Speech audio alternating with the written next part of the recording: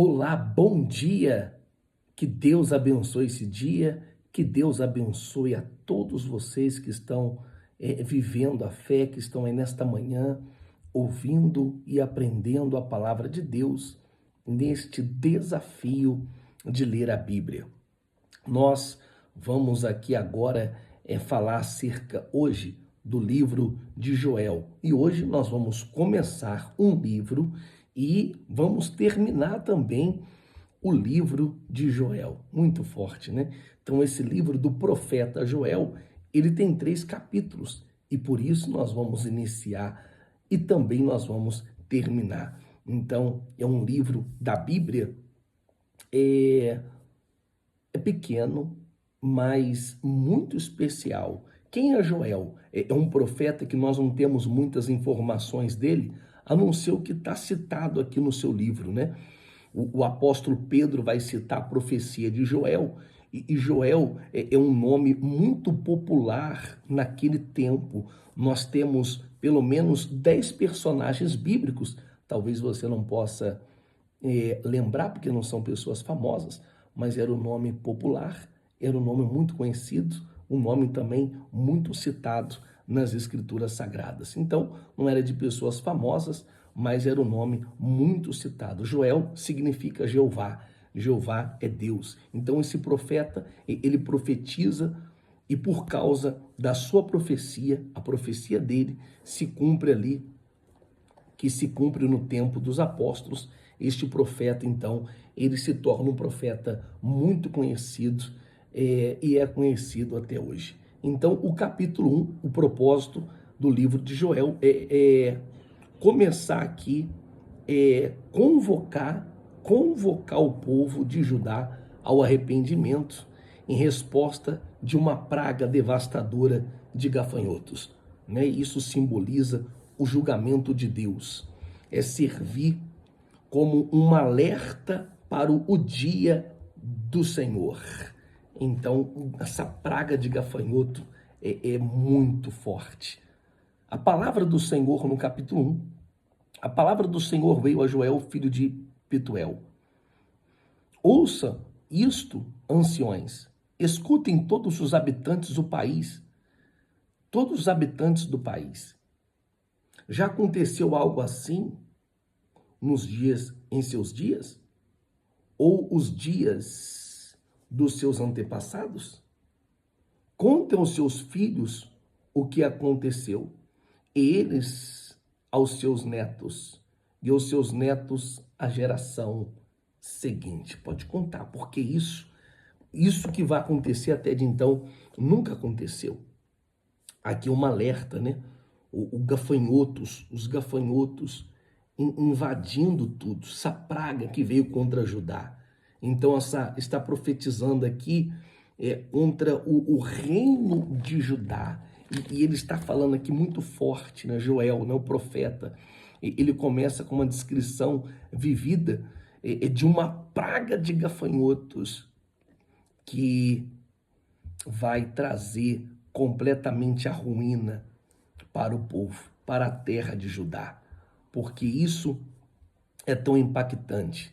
Talvez você fale, pastor, por que essa praga de gafanhotos é tão impactante? Porque o povo, ele vivia da agricultura. Imagina só um povo que vivia da agricultura, uma praga de gafanhotos.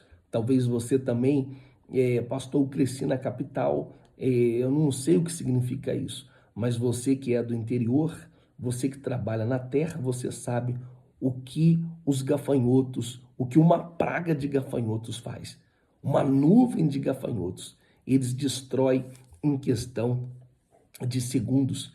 Então aqui Israel dependia exclusivamente da terra. Então os profetas, eles pedem aos anciões para que venham contar para os seus netos, para os bisnetos e para gerações futuras o que aconteceu. Porque é uma situação muito grave e ali é o juízo de Deus sobre a nação.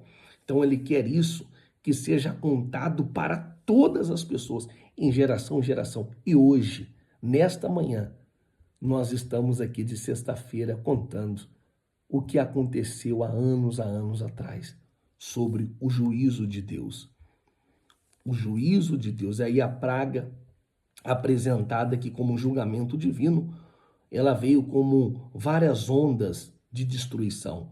E é uma pior do que a outra. Olha o que diz o verso 4, uma pior do que a outra, o que o gafanhoto cortador deixou, o gafanhoto peregrino comeu. O que o gafanhoto peregrino comeu, o que o gafanhoto peregrino deixou, o gafanhoto devastador comeu. O que o gafanhoto devastador deixou, o gafanhoto devorador comeu. E era uma onda. E o povo está aqui, ó, chorando. Acordem, bêbados, e chorem, lamente. Todos vocês, bêbados de vinho. Acorda, desperta. E mesmo assim o povo naquela situação. Então aqui era uma onda de gafanhotos. Então o povo sofrendo terrivelmente. O povo lamenta. Então aqui, quando ele fala, ó, acorda, desperta, convocando o povo a jejuar, o povo a clamar ao Senhor. Do verso 5 ao verso 14, acontece isso. E o verso 5 diz assim as escrituras, acorda, bêbados, e chorem, lamente-se, todos vocês, bêbados de vinho, gritem por causa do novo vinho. Gritem por causa do vinho novo, pois ele foi tirado dos seus lábios. Uma nação poderosa e inumerável invadiu a minha terra. Então, Deus está falando aqui, o profeta, através do profeta, profetizando, ó, vamos orar, vamos clamar. O povo vivia da agricultura e os gafanhotos, aquela praga, eles vieram devastando com tudo a nação, tanto para o maior como para o menor, trazendo terrível dor para todo aquele povo. Olha o que diz aqui o verso 10 do capítulo 1. Os campos estão arruinados, a terra está seca, o trigo está destruído e o vinho novo acabou. O azeite está em falta, acabou tudo. O azeite está em falta, o trigo acabou, o vinho acabou, tudo está em falta, porque aqui o juízo chegou. Então o capítulo 1, ele termina aqui com um grito de desespero pela destruição total causada pelaquela praga. Então é um chamado urgente para que o povo reconheça o julgamento e volte para Deus. Aqui no verso 19 do capítulo 1 diz assim, olha só, verso 19 do capítulo 1. A ti, Senhor, eu clamo, pois o fogo devorou as pastagens e as chamas consumiram todas as árvores do campo. Até os animais do campo clamam a ti, pois os canais de água se secaram e o fogo devorou as pastagens. Então, olha que situação terrível que aquele povo estava vivendo, devido à sua falta de temor, né? Um grito de desespero. Então, um momento de caos vai assolar todo o povo, a casa de Deus. E ele fala para jejuar a Deus. Eu creio no poder da oração. Eu creio que através da oração, que através do jejum, Deus ele vai fazer coisas extraordinárias. O capítulo 2, o propósito aqui é advertir sobre o grande e terrível dia do Senhor. É esse dia que nós estamos falando. Ele vai aqui utilizar aqui a invasão de gafanhotos como uma metáfora, então, para o julgamento. Ainda mais terrível é chamar o povo para um arrependimento, para evitar a destruição diante daquele caos que vem. Então, ele profetiza, né, dizendo, olha, o terrível dia do Senhor vai ser pior que esse. Então, o capítulo 2, ele começa com o toque das trombetas, anunciando o dia do Senhor. Então, é um alarme, é o toque das trombetas. Como diz aqui o capítulo 2, do livro de Joel, o dia do Senhor se aproxima. Toque a trombeta em Sião. Dê o alarme em meu santo monte. Vamos alarmar, vamos tocar as trombetas, porque o dia do Senhor, ele vem. O dia do Senhor, ele vem. Então, ele pede aqui para alarmar, tocar as trombetas, que vai ser um dia de trevas, um dia de destruição. Do verso 3 ao verso 11, a praga de gafanhotos é usada como essa metáfora para um exército invasor que devasta tudo em seu caminho. Então, aqui, essa descrição, ela é dramática quando a gente lê. O verso 6, mas eu quero ler aqui, ó, o verso 3. Diante deles o fogo devora, atrás deles arde uma chama, diante deles a terra é como o jardim do Éden, atrás deles um deserto arrasado, nada lhes escapa. Amém? E no verso 6 diz assim: diante deles, povos se contorcem angustiados, todos os rostos ficam pálidos de medo, eles atacam como guerreiros, escalam muralhas como soldados. Todos marcham em linha, sem desviar-se do curso, não empurram uns aos outros. Cada um marcha sempre em frente, avançam por entre os dardos, sem desfazer a formação, lançam sobre a cidade, correm ao longo da muralha, sobem nas casas, como ladrões entram pelas janelas. Diante deles a terra treme e o sol estremece, o sol e a luz escurecem, e as estrelas param de brilhar. Agora saiu, hein? Glória a Deus. Então aqui é muito forte nessa descrição que mostra que o poder da destruição fala do sol, das estrelas. Então esse exército aqui no capítulo, ele continua no verso 12, verso 13, e faz aqui um chamado urgente de arrependimento. Então aqui no capítulo 2, no verso 12, diz assim, isso daqui é muito forte, diz assim: agora porém declara o Senhor, volte para mim de todo o coração, com jejum e lamento e pranto. Eu creio na oração, eu creio no jejum. E diz assim: rasguem o coração e não as vestes. O povo, diante daquela situação, eles estavam rasgando as vestes e não o coração. E quantas são as pessoas que as atitudes dela não mostram de fato, de verdade, um arrependimento. Então Deus, o profeta estava sendo boca de Deus, fala, não rasga as vestes, mas rasga aqui o coração. O povo estava rasgando, vivendo de aparência, mostrando uma coisa que não era. O povo estava na apostasia, se afastaram, perderam a fé. Eles estavam rasgando as vestes. Aquelas atitudes que não mostravam que eles queriam uma restauração. Então aqui é muito forte. Os gafanhotos destroem tudo. E uma terra tão abençoada, né? Então, Deus, ele quer o arrependimento para que a bênção venha voltar para a terra, a chuva, a colheita abundante. Do verso 18 ao verso 27, nós temos aqui a resposta do Senhor quando há um arrependimento sincero. Quando há um arrependimento sincero, não importa, Deus ele se volta, porque aquelas pessoas de fato rasgaram o seu coração, com jejum, com oração, com lamento, com pranto, um arrependimento verdadeiro. Então Deus, ele traz a restauração. No verso 28, fala aqui do dia do Senhor, e o capítulo termina com uma profecia extraordinária sobre o derramamento do Espírito de Deus sobre toda a carne. E fala aqui que no verso 28, essa profecia que Pedro falou no livro de Atos dos Apóstolos, diz assim: e depois disso derramarei do meu espírito sobre todos os povos.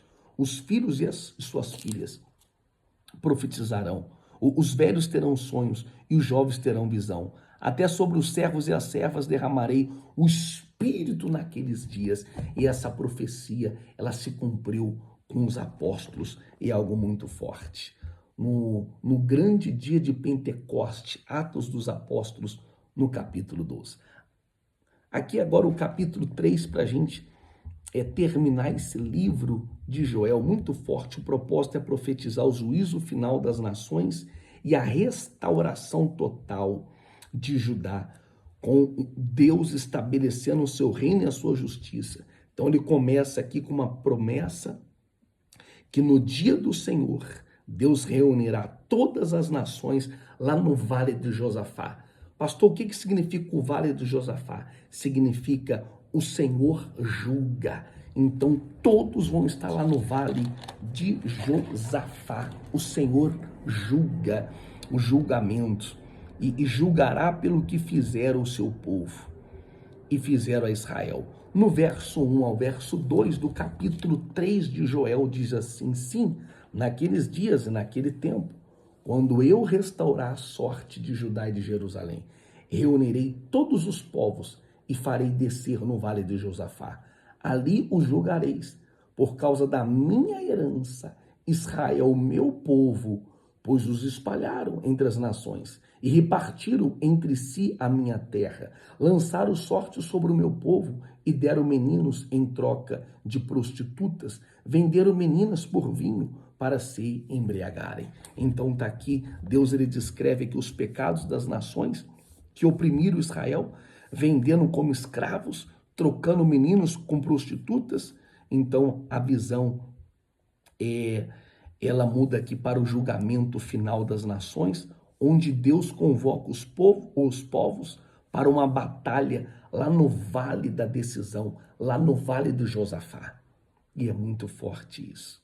O verso 9 e o verso 12 do capítulo 3 diz assim: proclamem isto entre as nações, preparem-se para a guerra, despertem os guerreiros, todos os homens de guerra, aproximem-se e ataquem, forjem os arados, fazendo deles espadas, e de suas foices façam lanças. Digam fraco e eu sou um guerreiro. Venham depressa, vocês nações vizinhas, e reúnem-se ali, fazem descer os teus guerreiros, ó Senhor. Despertem nações, avancem para o vale de Josafá, pois ali me assentarei para julgar todas as nações vizinhas. Um dia, todos nós vamos estar diante de Deus. E ali não vai sobrar nada. É muito forte, né? Então aqui, no verso 15 ao verso 16, vemos aqui um momento do julgamento divino, enquanto as nações são julgadas. Deus será o refúgio e fortaleza para o seu povo. Então eu quero ler aqui o verso 15, que diz assim: o sol e a luz escurecerão, e as estrelas já não brilhará. O Senhor regirá de Sião, e de Jerusalém levantará a sua voz, e a terra e o céu tremerão. Mas o Senhor terá o refúgio para o seu povo, uma fortaleza para Israel. Enquanto muitos estarão ali no julgamento, Deus vai estar protegendo e guardando o seu povo. No verso 17 ao 21, a bênção para o povo de Deus. O capítulo termina aqui numa visão de restauração de Judá e de Jerusalém, onde fluirão abundantes bênçãos, e a presença de Deus será restaurada no meio do seu povo para sempre. E o verso 17 que diz assim: então vocês saberão que eu sou o Senhor, o seu Deus, o que habito em Sião.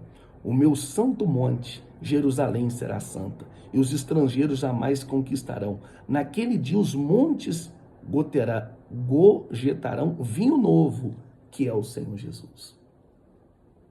Nas colinas manará leite, todos os ribeiros de Judá terão água corrente. É muito forte. Uma fonte fluirá do templo do Senhor. Amém? Dai-me de beber, pois tenho sede. Como diz essa canção, né? Uma fonte, aquele que beber desta água jamais terá sede. Então aqui o versículo-chave é o versículo 16, que fala sobre o julgamento e onde fala que o povo de Deus vai prevalecer. Então essa profecia de Joel é um livro pequeno, mas é uma profecia que é algo glorioso. E por causa dessa profecia que nós estamos aqui, que o Espírito Santo ele veio sobre nós e que tem nos dado força e nos capacitado para viver dia após dia.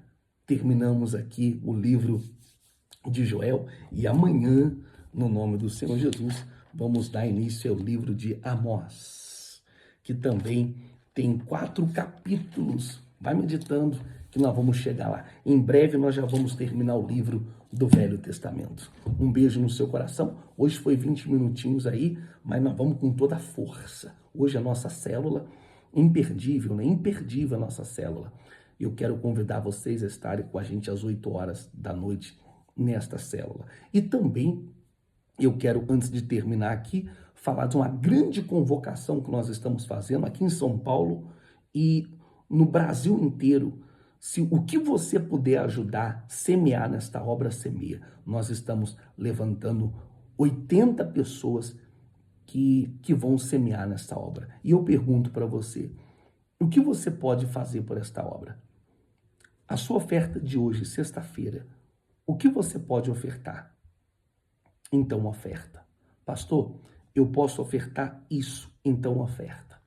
Pode ter certeza que a sua oferta vai ser de grande valia. Olha aqui para mim, ó. O que você pode ofertar hoje? Hoje, nesse dia, nessa sexta-feira, faça isso. Porque com certeza Deus ele vai te abençoar. A semente ela sai das suas mãos, mas jamais da sua vida. Não vamos deixar essa obra parar. Pelo contrário, nós vamos avançar em o nome de Jesus. Tá certo?